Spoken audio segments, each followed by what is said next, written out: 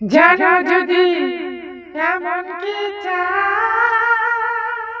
তবে কেন সরে আছো তুমি? ক্ষতি কি একটু আরো কাছে এলে আজ রাতে, আজ রাতে এমন কি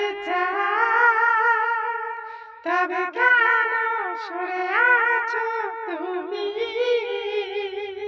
ক্ষতি কি একটু আরো কাছে এলে আজ রাতে, জানো যদি এমন কি থাকো সাথে আর রাখো হাতে দুটো হাত।